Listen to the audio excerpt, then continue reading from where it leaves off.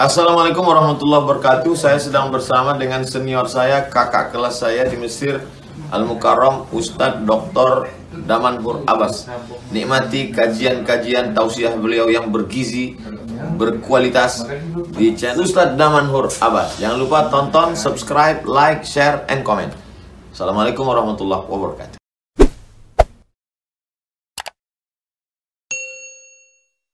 Assalamualaikum warahmatullahi wabarakatuh. Alhamdulillah alladzi ahyana ba'da ma amatana wa ilayhi nusyur. Walhamdulillahilladzi khassana bi kitabin unzil wa akramana bi nabiyyin ursil. Asyhadu an la ilaha illallah lahu da'watul haqq harisun 'alaiha wa aujaba tabsyiri biha wa tahum minkum ummatun yad'una ila al-khair wa ya'muruna bil ma'ruf wa yanhauna 'anil munkar wa ulaika humul muflihun.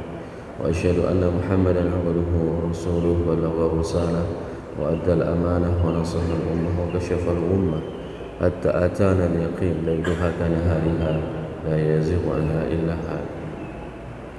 Allahumma salli wa sallim wa barik wa an'im ala habibina wa syafi'ina wa zukhrina wa maulana Muhammad wa ala azwajihi ummahatil mu'minin wa dhurriyyatihi wa ali baitihi wa ashabihi ajma'in.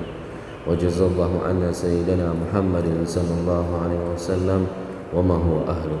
Rabbi shrah li sadri wa yassir li amri wa hlul 'uqdatam min lisani yafqahu qawli. Amma ba'd. Para asatiz yang saya muliakan, ayah bunda yang saya cintai, Bapak Ibu jemaah salat subuh yang dirahmati Allah, marilah senantiasa kita panjatkan puji dan syukur kepada Allah yang telah memberikan nikmat iman kepada kita sehingga kita dapat melaksanakan salat subuh berjamaah sembari duduk beriktikaf di rumah Allah ini. Semoga segala kesalehan, amal-amal saleh yang kita lakukan mulai dari pertengahan malam tadi sampai dengan subuh ini dicatat oleh Allah sebagai amal pemberat mizan kita di hari akhirat. Salawat dan salam mari sama-sama kita sajikan kepada junjungan kita Nabi besar Muhammad sallallahu alaihi wasallam yang telah membawa umat manusia dari alam jahiliyah ke alam yang penuh dengan ilmu pengetahuan. Kita tidak tahu bagaimana memuji Allah kalau seandainya Allah tidak pernah mengirim baginda Rasulullah sallallahu alaihi wasallam. Hari ini kita bisa dengan tenangnya pada saat meletakkan dahi di tempat sujud dan menyampaikan segala keluh kesah kita. Dikarenakan apa? Dikarenakan kita tahu yang mengajarkan caranya itu adalah baginda Rasulullah sallallahu alaihi wasallam. Rasul mengajarkan kepada kita segala aspek tatanan kehidupan, sehingga apabila kita melaksanakan apapun yang diperintahkan oleh Allah dan Rasulnya, lailuha kanahariha, malamnya itu terang benderang. Lailuha kanahariha la yazighu anha illa halik.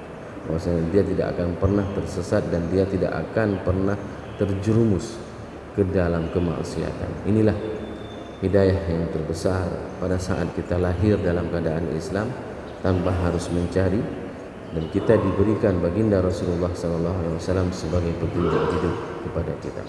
Semoga jamaah yang berhadir pada subuh yang berbahagia ini merupakan di antara umat Nabi Muhammad SAW yang akan diberikan syafaat oleh baginda Rasulullah SAW dan akan disuguhkan air dari telaga Kautsar dari tangan mulia tersebut. Allahumma amin.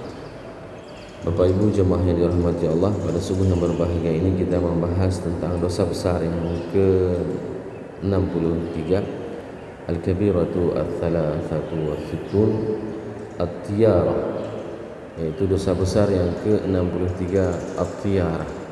At-Tiyarah ini bukan tiara, bukan warung makan tiara ya. Tiarah itu adalah menganggap sial dengan hadirnya burung.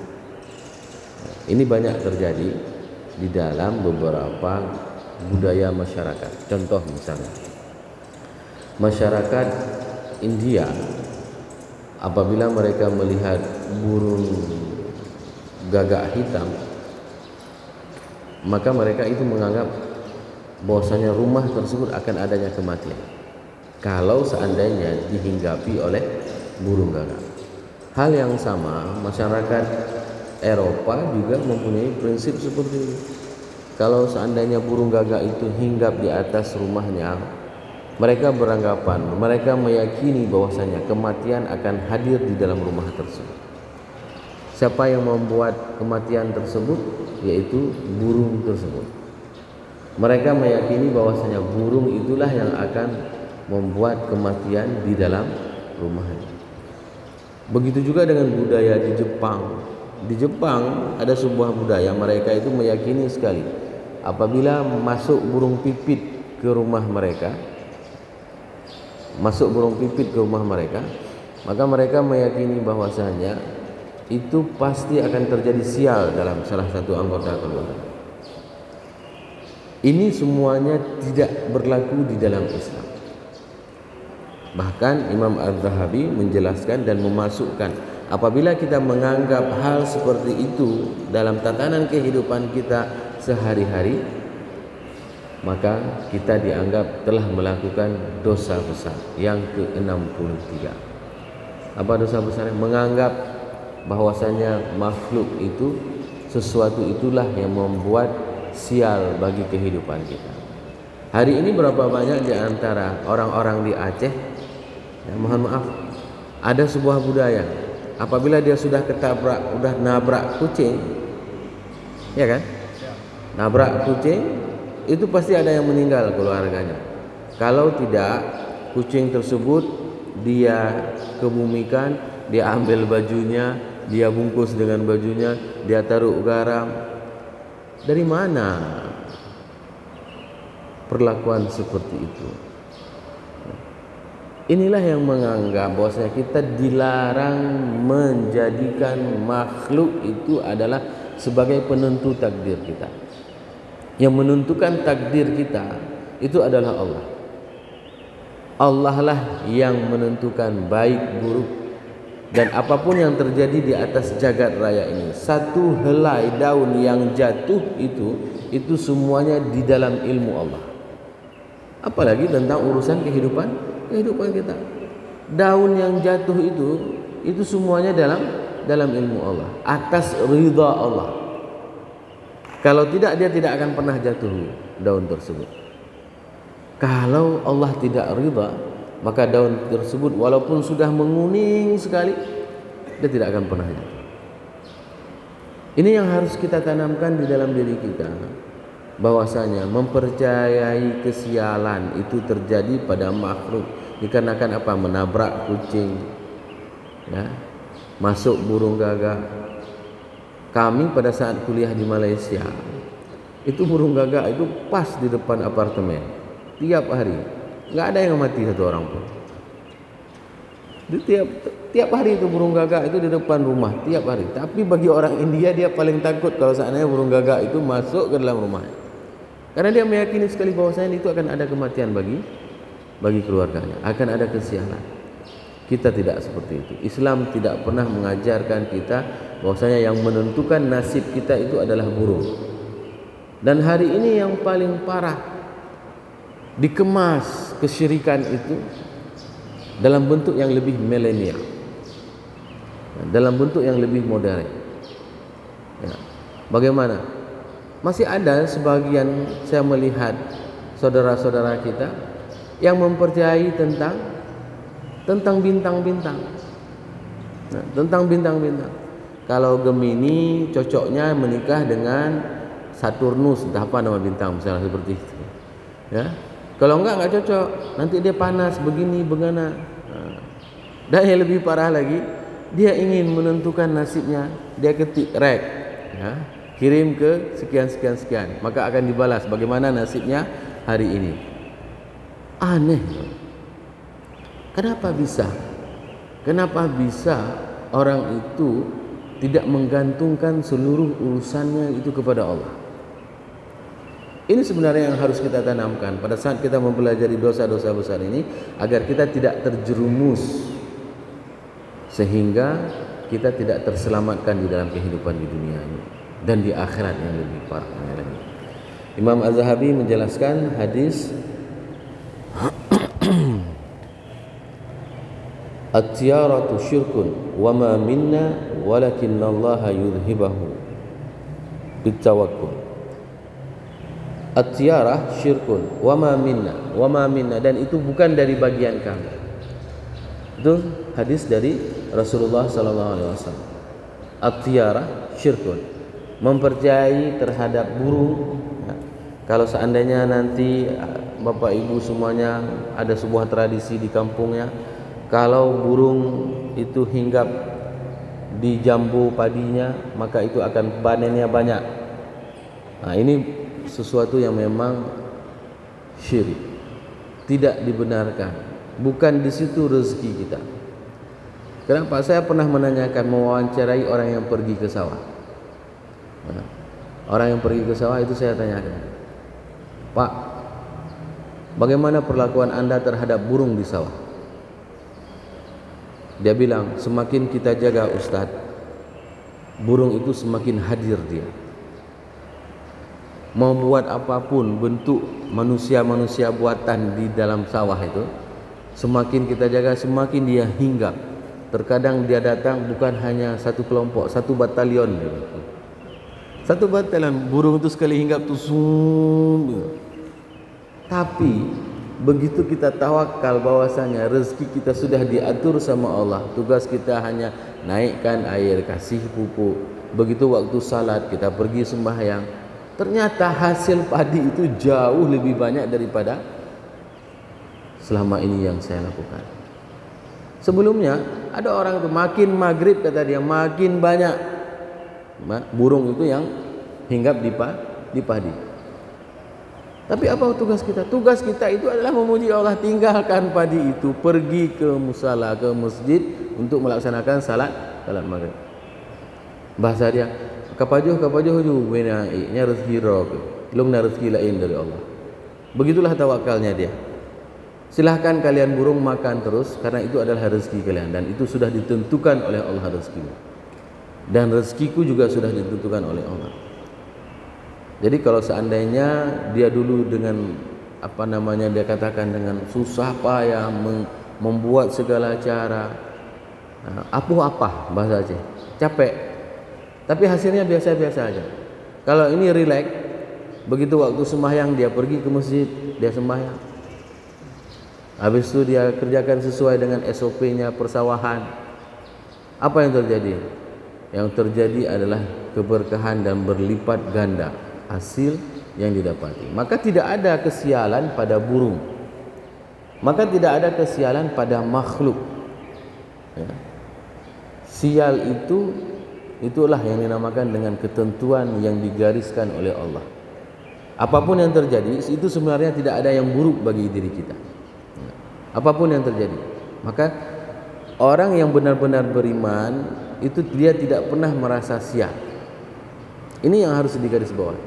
Orang yang benar-benar beriman, dia meyakini bahwasanya apapun yang ditetapkan oleh Tuhannya itu adalah yang terbaik bagi dirinya. Siapa yang bisa menyangka? Ya, ada salah seorang jamaah mengatakan ayahnya pejabat besar, tapi Allah cabut nyawanya pada saat masih muda ayahnya. Kenapa? Karena Allah ingin menyelamatkan ayahnya katanya.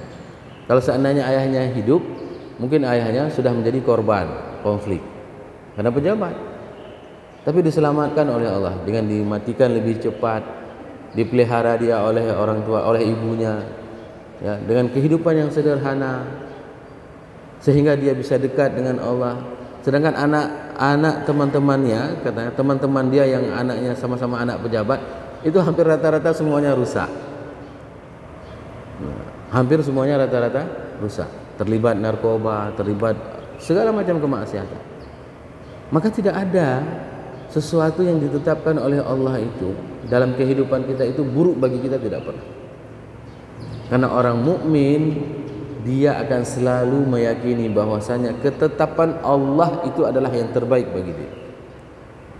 Sekarang saat kita mempunyai sepeda motor, kapan kita tahu isi minyak? Siapa yang lebih tahu isi minyak sepeda motor tersebut?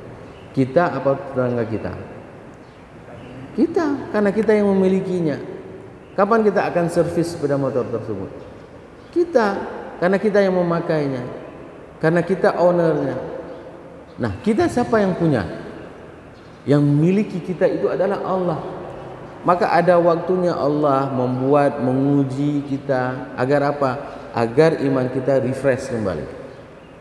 Jangan sampai pada saat diuji oleh Allah kita itu melarikan diri kepada kemaksiatan kepada Allah. Ini yang jangan.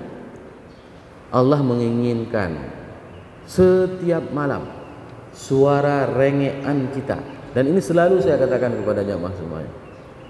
Ada yang sampai dengan hari ini sudah menikah tidak punya anak. Ada. Nah, jangan dibuat. Ada salah satu kasusnya itu, jangan dicerai istrinya, kawin lagi, cerai lagi, kawin lagi. Bukan itu solusinya. Solusinya mendekatkan diri kepada Allah, perbaiki hubungannya kepada Allah, minta kepada Allah agar kita punya generasi yang memuji Allah dan Rasul.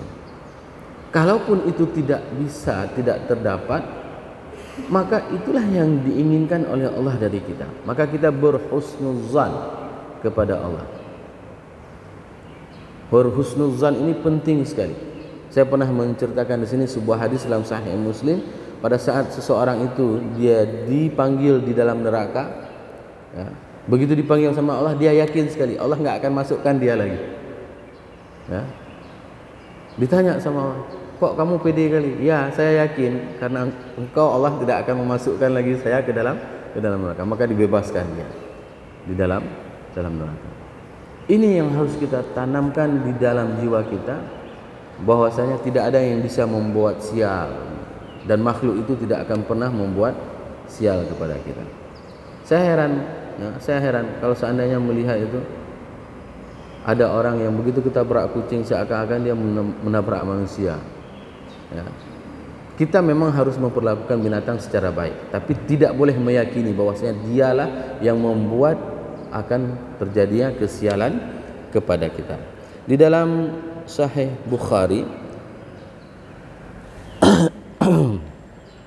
Rasulullah sallallahu alaihi wasallam bersabda, la adwa wala tiyarah wala hamamah wala safar. Dan ini terjadi banyak di kalangan orang Aceh. Orang Aceh tidak mau menikah di bulan Safar. Ya, kenapa? Karena mereka menganggap bulan Safar bulan sial. Sebenarnya tidak ada. Menikah bulan apapun boleh, tidak ada larang.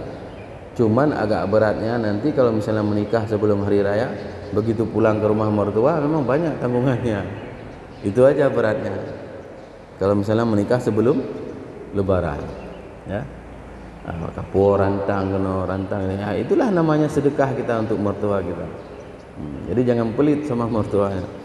Nah, Rasulullah SAW bersabda, la adwa wala tiyarah wala hamamah wala safar. Tidak akan bisa membuat mudarat penyakit menular. Sama seperti kemarin Covid. Banyak orang meyakini bahwasanya Covid membuat kematian. Ya. Rasul ingin membantah, bukan penyakit menular yang membuatmu mati. Ya. Tapi yang membuatmu mati itu adalah Allah. Ini harus diyakini. Wala tiyarah, dan bukan burung, ya, yang dianggap sial.